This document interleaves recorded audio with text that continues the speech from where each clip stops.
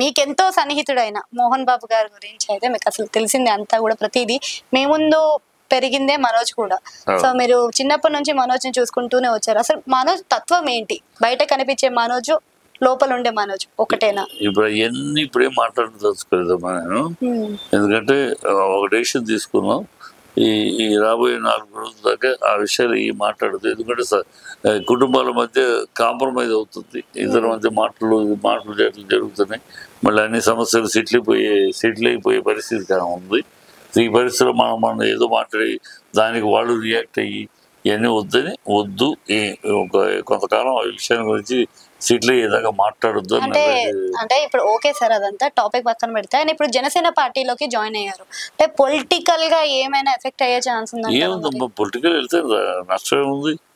ఎంతో మంది వెళ్తున్నారు. తనకు ముందు నుంచి RSS భావాలు ఉన్నాయి. RSS లో చేరాలని ఒకప్పుడు నేను కూడా అడిగాను. బీజేపీలో చేరాలని కూడా అడిగాను. ఇప్పుడు కాదు అంకుల్, ఇంకా టైం అన్నాడు.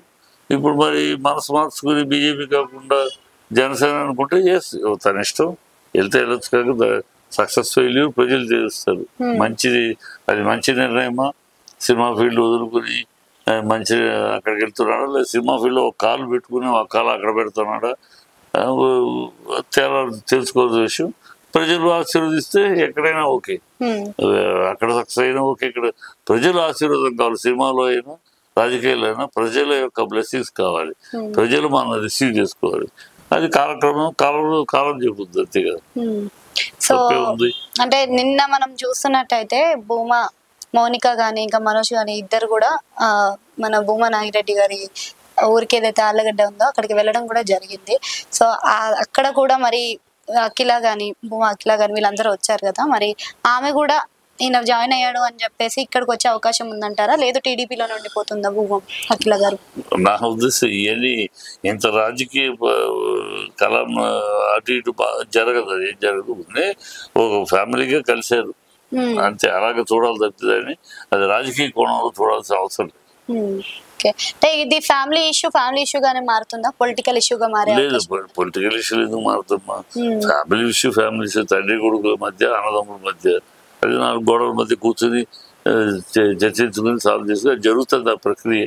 ఓకే, దాని గురించి మనం మాట్లాడదాం అనుకున్నాం, అందుకని నేను మాట్లాడలేదు. ఓకే, సార్ట్ అవుట్ అయిపోయినట్టే. అంటే 150 రూపాయలు 100 రూపాయల నుంచే మనకి టికెట్ కాస్ట్ అనేది వచ్చింది. సో రాను చూసుకుంటున్నట్టయితే టికెట్ కాస్ట్ పెరుగుతుంది, సినిమాకి పెరుగుతూ ఉంది. అంటే సామాన్యులు కూడా చూడలేని కాస్ట్ అనేది చాలా పెంచేశారు ఇప్పుడు. సో సామాన్యులు ఇప్పుడు OTT కూడా అదే రీతిలో వచ్చింది. ఇక సినిమా థియేటర్లకి వెళ్ళే ఛాన్స్ ఉంటుందా ఉండదా అంటారా ఫ్యూచర్ లో? ఇప్పుడు ఈ రేట్లు పెంచడం వల్లే, మామూలుగా రెగ్యులర్ గానే రేట్లు పెంచడం వల్లే థియేటర్కి ఆడియన్స్ రావడం తగ్గారమ్మా. ఇదివరకు థియేటర్కి ఆడియన్స్ ఎగబడి వచ్చేవారు. ఏ సినిమానో ఎలాంటి సినిమానో ఒకసారి సరదాగా వచ్చేవారు. ఎందుకంటే వాళ్ళ జేబుకి పరిమితంగా ఉండేది రేట్లు. 3 క్లాసులు ఉండేవి. ఇప్పుడు ఏమీ లేకుండా పైనుంచి కింద దాకా మల్టీప్లెక్స్ లో అన్ని పైనుంచి కింద దాకా ఒకే రేటు. ఇంకా మామూలు థియేటర్ లో కూడా ఆల్మోస్ట్ ఆ రేటుకి వచ్చారు. సో జనాలు బాగుంటే థియేటర్కి వెళ్దాం, బాగుంది అని టాక్ వస్తే చూడక తప్పదు అంటే వెళ్దాం, లేకపోతే OTTలో చూసుకుందామని వచ్చేసారు ఆడియన్స్. ఇప్పుడు పుష్ప ఉంది, పుష్ప 1, అఖండ ఎప్పుడు రిలీజ్ అయింది? రేట్లు ఇలా బెనిఫిషియల్ ఏమి లేవు, మామూలు రేట్లు బ్రహ్మాండంగా కరెక్ట్ చేసింది. సో సినిమా బాగుంటే మామూలు రేట్లు కూడా విపరీతంగా ఒక్కొక్కడు 6-5 సార్లు. పుష్ప 1 అయితే రిలీజ్ అయినప్పుడు 7 సార్లు 8 సార్లు చూసినాడు ఉన్నారు. ఇప్పుడు పుష్ప 2 అన్నిసార్లు చూసేవాడు లేదు. ఎందుకంటే 1000 రూపాయలు పెట్టుకునేవాడు చూస్తాడు. మామూలు బెనిఫిషియల్ కాకుండా మామూలు షోలు కూడా 560 అంత అవుతుంది. 570 నార్మల్ టికెట్ వచ్చేసి సింగిల్ స్క్రీనింగ్ మనకి 360 రూపాయలు పెరిగిపోతుంది. అంత పెట్టుకుని ఎందుకు ఒక ఫ్యామిలీ వెళ్ళాలంటే 2000 అయిపోతుంది. 2000 పెట్టుకుని ఎవరు వెళ్తారు? బాగుంది తప్పదంటే వెళ్తారు, లేదా 2000 వాళ్ళకి ఖర్చు వెళ్ళిపోతుంది కదా, స్కూల్ ఫీజు వెళ్ళిపోతుంది, ఇంకోటి వెళ్ళిపోతుంది. సినిమా చూసేవాళ్ళు ఎవరు? హై క్లాస్ కాదు, middle class, lower middle class, labour, వీళ్ళే సినిమా చూసేది. పై క్లాస్ అంతా ఇంట్లో థియేటర్ పెట్టుకుంటారు, హోమ్ థియేటర్ పెట్టుకుంటారు, చూస్తారు, లేదా తెప్పించుకుని చూస్తారు, ప్రింట్ తెప్పి, అంతేగాని వాళ్ళు థియేటర్కి వచ్చి చూడరు. థియేటర్కి వచ్చి చూసేది వీళ్ళే. వీళ్ళ జేబులు చిల్లు పెడితే ఎట్లా? ఆ అనాలోచితంగా రేట్లు పెంచారు. ఇప్పుడు అందుకనే మామూలు రేట్లుగా రిలీజ్ చేస్తారు, మామూలు రేట్లుగా రిలీజ్ చేస్తారు అనౌన్స్మెంట్ చేసుకుంటున్నారు. రేట్లు తగ్గాలి, రేట్లు తగ్గితేనే మంచిది. అంటే సినిమా స్టోరీ పైన డిపెండ్ అయ్యి సినిమా పోతే కలెక్షన్స్ వైజ్ గా అయినా సంపాదించుకోవాలి అని డిస్ట్రిబ్యూటర్స్ చేస్తున్న ఆలోచన ఇది అని అంటున్నారు. వాళ్ళది సినిమా ఎట్లా ఉంటుందో వాళ్ళ మీద, వాళ్ళకి సినిమా మీద వాళ్ళ సినిమా మీద వాళ్ళకి కాన్ఫిడెన్స్ లేని వాళ్ళే రేట్లు పెంచుకుంటారు. ఎందుకంటే మొదటి 3 రోజులు ఎలాగైనా వస్తారు, అప్పుడు ఎంత పిండాలో పిండేసుకుందాం, తర్వాత 4వ రోజు మన సినిమా పడుకుంటుందేమో, మన సినిమా ఏమైపోతుందో కనుక అంటే సినిమా నమ్మకం లేదు. నమ్మకం ఉన్నవారు నా సినిమా బాగుంటుంది 4 సార్లు చూస్తారు, 5 సార్లు చూస్తారు, సినిమా బాగుంటే ఆడియన్స్. పాపం మిడిల్ క్లాస్ వాళ్ళు చూసిందే చూస్తారు, బాగుంటేవాడు నచ్చిందంటే 1-4 సార్లు చూస్తారు.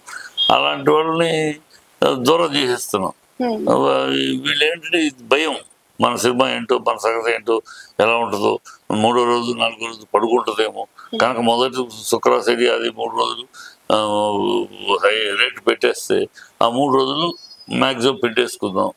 ఆ కక్కుర్తి తప్పితే ఇంకేం కాదు. ఇప్పుడు సినిమా కాస్ట్లు పెంచేశారు, రాను రాను సినిమాలో స్టోరీస్ కూడా పార్ట్ 1 పార్ట్ 2 అనేది బాగా అలవాటు చేసేస్తున్నారు జనాలకి. అసలు పార్ట్ 2 అనేది ఒక సినిమాకి పెట్టడం అనేది ఎంతవరకు కరెక్ట్ అంటే? కరెక్ట్ ఏమన్నా, correct. Part 2 English Hollywood pictures రావట్లేదా? పార్ట్ 1 పార్ట్ 2 అని తప్పే లేదు. ప్రతి సినిమాకి చిన్నది లేదు పెద్దది లేదు, స్టోరీ లేకపోయినా పార్ట్ 1 పార్ట్ 2 పార్ట్ 3 తీసుకెళ్తున్నారు. బాగున్నాయి ఆడుతున్నారు. బాహుబలి పార్ట్ 2 ఆడింది, అది ఆడింది పార్ట్ 2, F3 పార్ట్ ఆడింది, KGF ఆడింది పార్ట్ 2. సో బాగున్నట్లుగా అన్నిటికీ పార్ట్ 2 పార్ట్ 3 చూడరు. జనాల్లో నిలబడిన సినిమా, క్రేజ్ ఉన్న సినిమా నిలబడింది. ఇప్పుడు పార్ట్ 1 హిట్ అవ్వబట్టి పార్ట్ 2 పుష్ప, అదే హిట్ అవ్వబోతే చేయరు కదా. అఖండ హిట్ అయింది, పార్ట్ 2 చేయలేదు కదా. హిట్ అయినా పార్ట్ 2 చేసేంత స్టామినా ఉంటే చేస్తారు, మళ్ళీ చెయ్యారు కదా. వేరే కథ చేద్దాం అని ఎవరు అనుకుంటారు, మళ్ళీ అదేం కథ ఎందుకు వేరే కథ చేద్దామని. లేదు, ఇది బాగా జనాల్లో ఉంది కనుక ఈ కథని పార్ట్ 2 కంటిన్యూ చేస్తే ఓపెనింగ్స్ బాగుంటాయి, బిజినెస్ బాగుంటుంది. ఇప్పుడు బిజినెస్ ఎంతైనా ఏం చేసినా సినిమా రూపాయితో పని. 100 కోట్లు పెట్టిన సినిమా తీసి దాన్ని ఎట్లా రాబట్టుకోవాలని చూస్తాను, కానీ వస్తే పోతే చూడడం కదా. దానికి జెన్యూన్ విధానాలు కావాలి, కానీ ఇలా బ్లాక్ మార్కెట్లు కాదు. డెఫినెట్గా సంపాదించుకోవాలని కోరుకోవాలి. దాన్ని ఎట్లా మన సినిమాని బాగా తీయాలి, బాగా తీసి సంపాదించుకోవాలి. అంతేకాని జనాల మీద పడి చూసుకోకూడదు కదా. అది